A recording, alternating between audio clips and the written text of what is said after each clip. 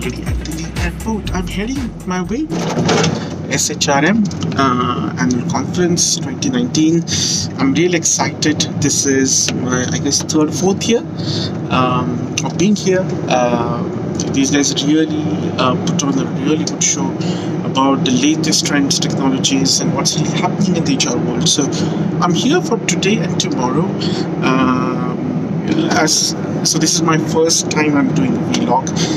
So pardon my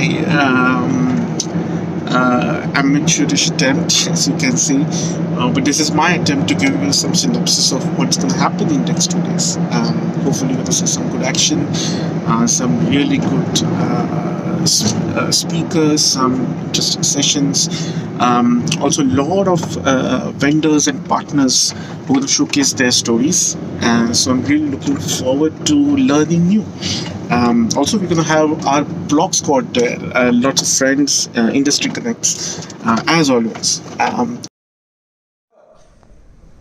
Culture is strategy for breakfast. Focus on your culture. You can have all the gizmos, you can have all the digital toys, you can have all the KPIs. You know, we're all bludgeoned with KPIs.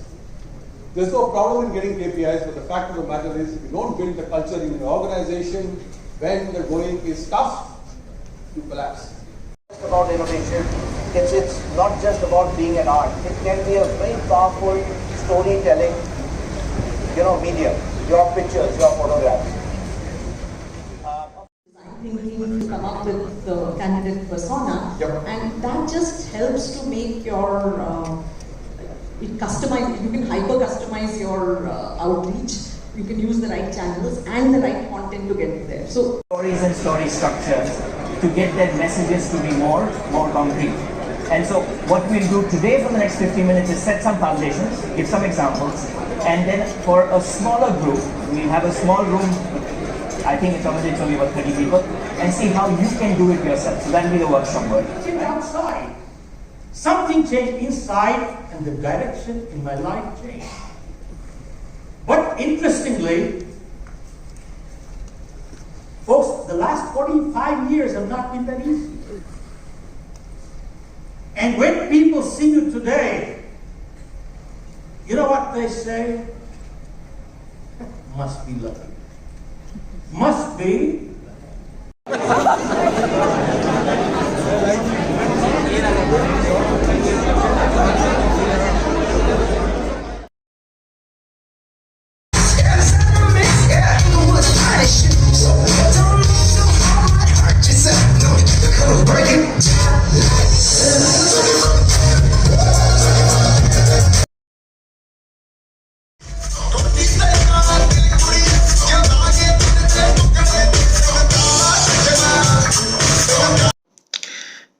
Hey, hi everyone. I'll give you a quick synopsis of day one of SHRM. I have to say the overall content, the presentations, the format was really elevated as per the theme. So it was really good. The next session, and I guess one of the big highlights of the day, was Suresh Narayan, who is a Nestle India CEO, and his talk was about winning by elevating. I think he spoke about 5 A's in his dictionary. One is attitude, ambition, ability, articulation, and adversity. How these people elements really help to distinguish, to build the power of winning, elevating yourself from the distance. Also, he gave a very nice example around the power of culture, and he mentioned a few years back when the Nestle and the Maggie was going through a lot of issues. He said not one employee came out and talked negatively about company, and they kept a faith. They kept a faith in the whole distribution system, the consumers, the employees, and then they finally came out of it. So he presented a really nice chart which talked about. We only talk about people, process, technology. His playing field was people, process, planning, and purpose, and it was really nice to see that purpose, because in a lot of corporate presentation you see that is missing. One of the very unique thing that he kept on doing is he said that Sant Kabir was probably one of the first HR directors, CEO of Jagran Prakashan, and she talked about the role of women in leadership. Again, I didn't catch the full session, but it was about elevating the women in the leadership roles, and she gave a very good example of a situation where in the board of directors in one of the companies that she met, there were not a single woman, and the board still kept on talking about the issues about, oh, we don't get enough women at leadership level, and so on and so forth. And while she spoke with HR teams and said, you have a lot of people at the C-1 level who are great women, who are good potential, but why aren't we elevating them? And then she spoke about the unconscious bias that plays role, where she said that HR mentioned about, this role requires a lot of travel, a lot of collaboration with onshore, especially US, and how HR played a role of a father figure to protect the woman, but inheritably killed the whole purpose behind it. She also mentioned that a lot of time, women kind of, in the race of becoming part of the male gang, end up becoming, creating stereotypes for themselves, again, unconsciously. They end up either trying too hard to be aggressive, or become again a kind of a mother figure part of the whole gang. So it's important that they're being transparent and really play to their strengths, and rather than depicting something there. Again, she made a really good statement that diversity today is not a CSR topic. Yes, that was really, again, a very good session. After that, there was a lunch break, and then I attended one of the business storytelling sessions by Indranil Chakrabarti. Again, this is a guy I did attended a similar session maybe a few years back in one of the other conferences. But again, business storytelling is such a underrated subject in the industry, I think, today, where people really don't value it as much as it can. He really mentioned about how do we tell powerful stories, and not the hypothetical one, but really one that makes a business impact. And he showed some really good photos of how people get engaged, and they don't start looking into their phones while you make a presentation, but rather they start listening to you, because they really understands what you're trying to say. They understand the message, and they really get inspired by that, rather than just giving them, okay, these are the 5 things that we should do, and throw some statistics at them. He also mentioned something unique, that when what people buy is people and their intent, and not really just the numbers and the theory of it. So use storytelling to build your characters than credentials. A lot of people introduce them by their education and their company. How about you introduce yourself as a human and a story about who you are? Doesn't mean obviously you end up doing it like a 10-minute story. He also mentioned that one of the peculiar things that he said was how Steve Jobs presented in one of the techie conference a techie concept of iCloud, but in a very simplistic language. If our grandfathers would have seen that video, even they would have understood what the hell our iCloud is. So removing jargons and complexity in your story and your message is extremely important. and I think that's a big takeaway. Again, obviously, next time he said that when you make a business pitch or share a presentation, don't just talk about okay, these are the five things we want to do because this is this. Really talks about where we are, where we were, what is the intent, what do we want it to achieve, what does it need, and then build a lot of examples into it, make it more human and inspiration rather than just a bunch of ppts. People don't recall ppts. What they recall is the message that you want to give them. So again, it was a fantastic session. It was Shiv Khera. Again, all of you would know him. He's a motivational speaker. He spoke about and really, I think while his content was strong, but what I really admired about that guy is the delivery and the strong oration skills that he had. He had the ability to engage audience with his examples. Again, he started with the story. Again, unique thing that both what I learned is you don't tell a story by saying, okay, I'll tell you the story. It just happens. People again, he gave a very good example. Indranil gave an example where he said, next time you get into a meeting and you see people are not paying attention, say that, okay, 3 months ago we had, and then drop. That's what people want to hear, and that's what makes them curious, rather than say, okay, we had this, we have this. People want to know the evolution, what happened before, how does it matter today, and what's going to happen tomorrow, what will be their role, what's the message out of it, what is the context.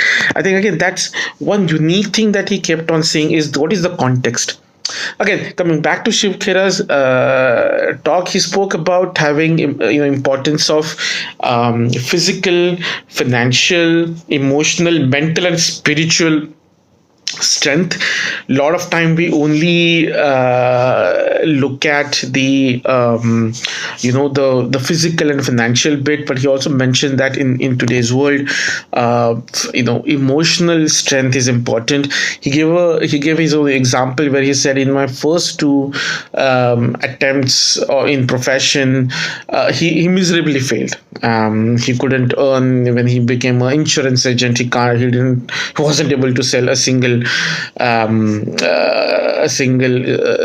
insurance case. But again, how did he then use his people skills? So again, he said people skills, persuasion skills, and prioritizing skills are one of the most important soft skills today. Then the next panel discussion that I attended was around employee experience. And there were execs from companies like Adobe, British Telecom.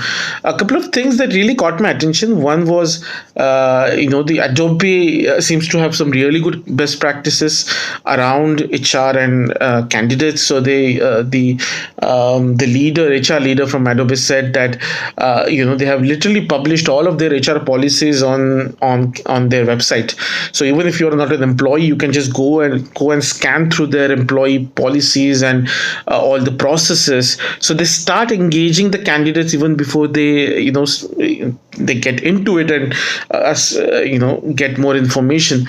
Also, one unique thing that they said is they have stopped asking current compensation to candidates to remove the pay parity, and I think this is a very big step and revolutionary step in recruitment, because the first conversation that we start in recruitment is, what is your current citizen expected CTC? So the whole conversation then becomes, okay, you get a 30% hike, which is like an industrialized way of giving hikes. What's really important is you assess the candidate on the capability and skills and not just on the salary. You pay him or her a salary which is aligned to the role.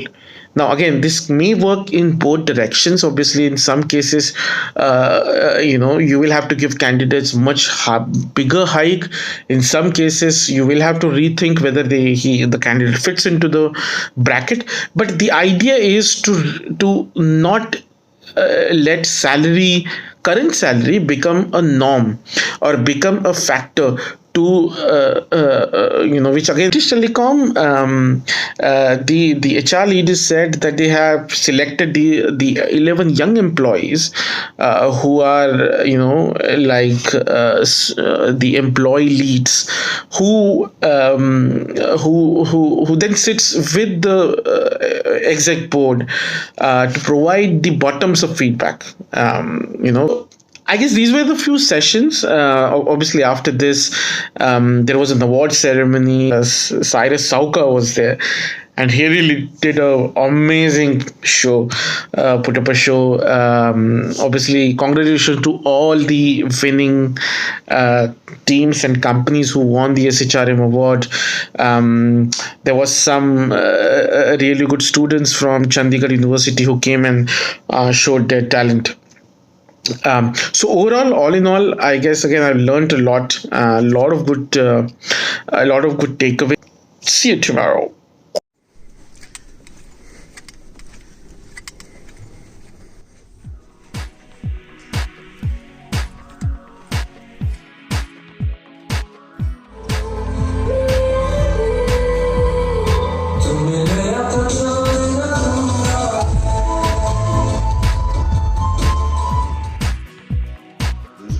Relations when they met, they used to discuss how the kids are doing and what the kids are not doing. All that has happened now is that it's spread in the social network. And one of the phenomenal things that's happened in terms of this stereotype, which I really love, is the way they are blasé about things. And I love it, but I can't afford it.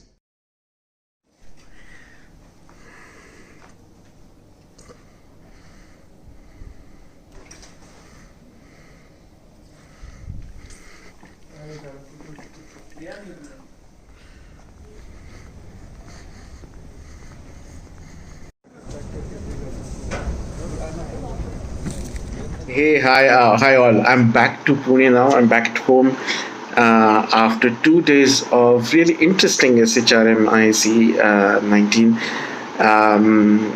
So I thought I'll complete my log with the experience of second day.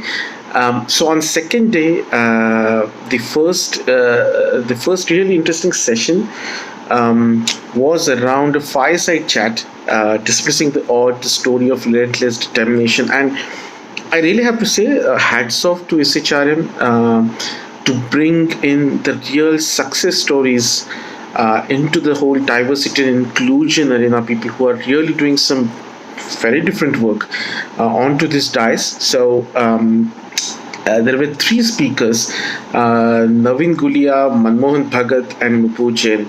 And this is the first time, I guess, we've seen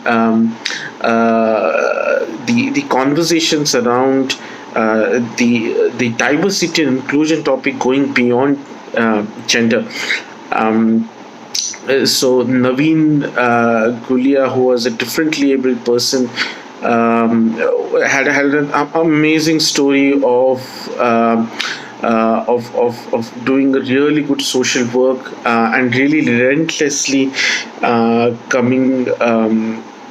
coming out of the normal issues that people like him had to go through.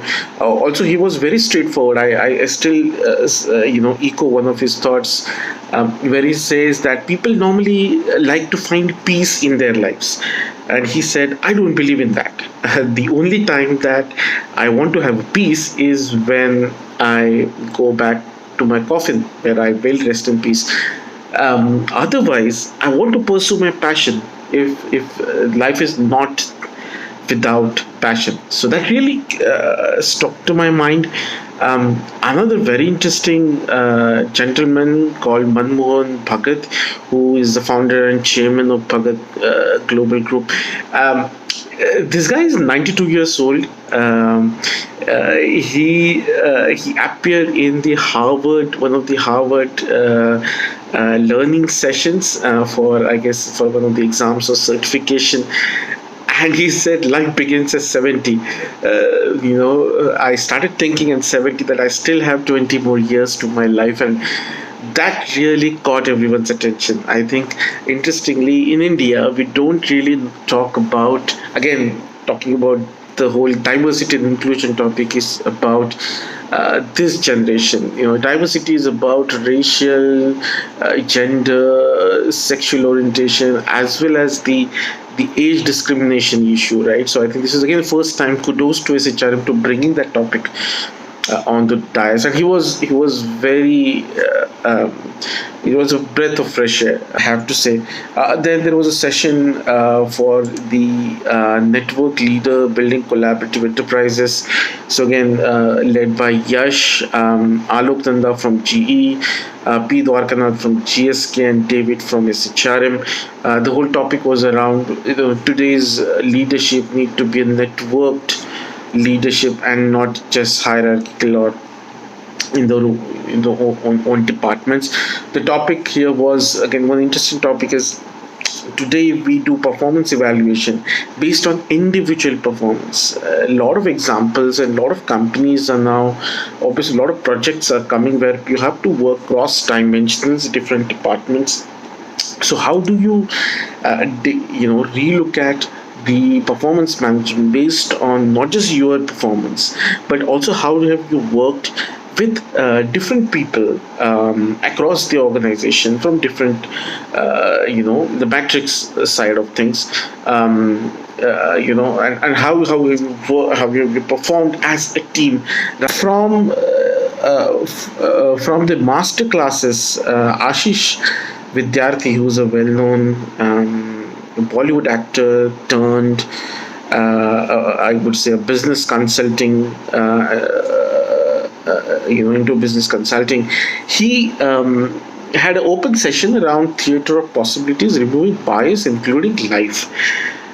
One really good thing I liked about this session that he really invoked a lot of practical examples of what does bias mean to you. So a very good example is that he asked people to enact some about a word, and people enacted, but obviously a lot of people viewed what those people were enacting in a very different way. Again, similarly, he demonstrated that even simple props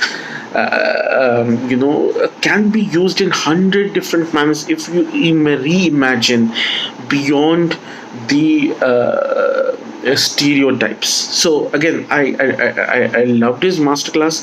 Again, he had a really good hold and command over what he wanted to convey. Really good storytelling.